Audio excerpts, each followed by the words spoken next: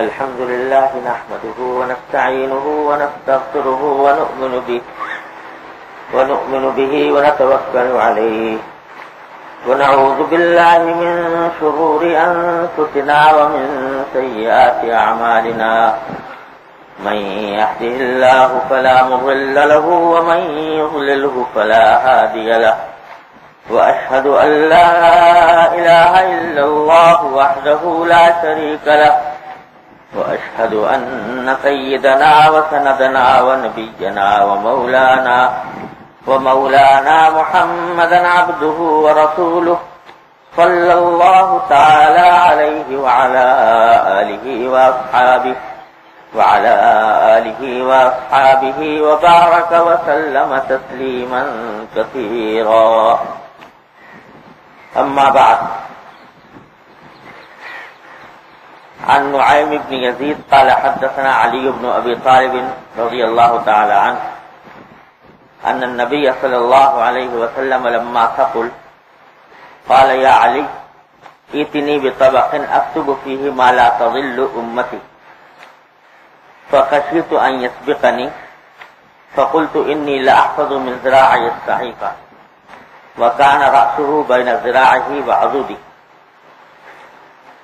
يوصي بالصلاة والزكاة وما ملكت أيمانكم.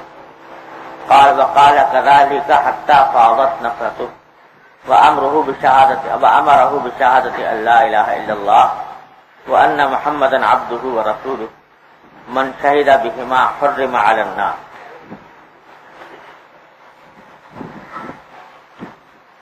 یہ حضرت علی رضی اللہ تعالیٰ عنہ کی روایت ہے. وہ حضرت صلی اللہ علیہ وسلم کے مرض وفات کا واقعہ بیان فرما رہے ہیں. یعنی جس بیماری میں نبی کریم صلی اللہ علیہ وسلم کا وصال ہوا اس کا واقعہ بیان فرما رہے ہیں. آپ کی یہ بیماری کئی دن جاری رہی. بخار تھا نبی کریم صلی اللہ علیہ وسلم کو اور کئی روز تک آپ مسجد نبوی میں تشریف نہیں لا سکے. تو آخری دن جب آپ کا وصال ہونے کے قریب تھا اس وقت کا واقعہ بیان کرتے ہیں کہ جب آپ کی طبیعت زیادہ ناساز ہو گئی تو آپ نے مجھ سے کہا، حضرت علی کہتے ہیں مجھ سے کہا کہ ایتنی بطبق اکتب فیہ ما لا تضل امتی، کہ میرے پاس کوئی ایسا تھال لے آؤ جس میں وہ بات لکھ دوں کہ جس کے بعد میری امت گمراہ نہ ہو. اب اس زمانے میں کاغذ وغیرہ تو اتنا زیادہ ہوتا نہیں تھا. لکھنے کے لیے اس زمانے میں جو چیزیں استعمال ہوتی تھیں تو کبھی چمڑے پر لکھ لیا، کبھی درخت کے پتوں پر لکھ لیا، کبھی ہڈیوں پر لکھ لیا اور کبھی کسی مٹی کے برتن پر لکھ لیا. تو آپ نے فرمایا کہ میں کچھ لکھوانا چاہتا ہوں تو کوئی طبق لے آؤ کہ جس پر میں کچھ لکھ دوں، ایسی بات لکھ دوں کہ میری امت اس کے بعد گمراہ نہ ہو اور وہ اس کے پاس میری وصیت محفوظ رہے. حضرت علی رضی اللہ عنہ فرماتے ہیں کہ حضرت صلی اللہ علیہ وسلم کی طبیعت اس وقت اتنی ناساز تھی کہ مجھے یہ اندیشہ ہوا کہ اگر میں کوئی چیز ڈھونڈنے جاؤں گا لکھنے کے لیے تو اندیشہ یہ ہے کہ میرے واپس آنے سے پہلے ہی آپ کی روح پرواز نہ کرے. اس سے طبیعت ناساز. تو میں نے کہا کہ میں آپ بجائے اس کے لکھنے کے لیے کوئی چیز لے کر آؤں، میں خود یاد رکھوں گا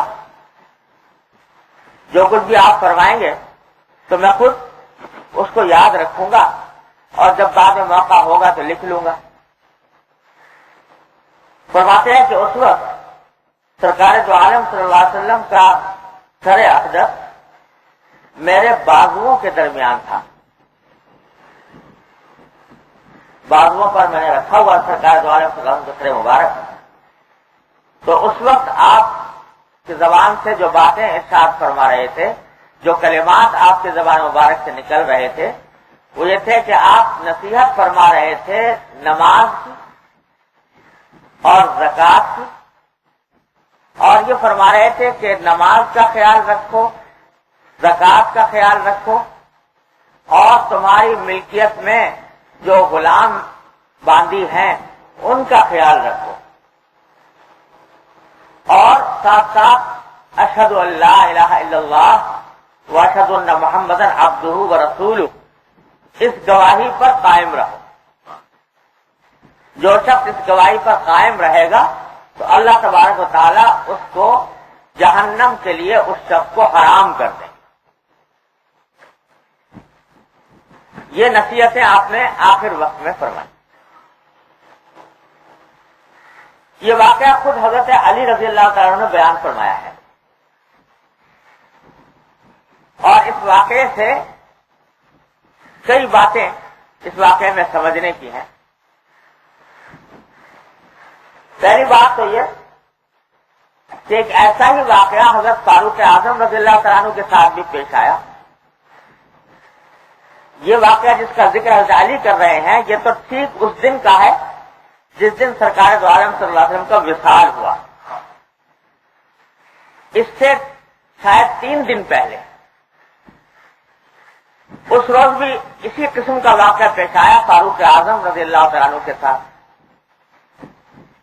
یعنی اس دن بھی حضرت صلی اللہ علیہ وسلم کی طبیعت بوجھل تھی، طبیعت زیادہ ناساز ہو رہی تھی.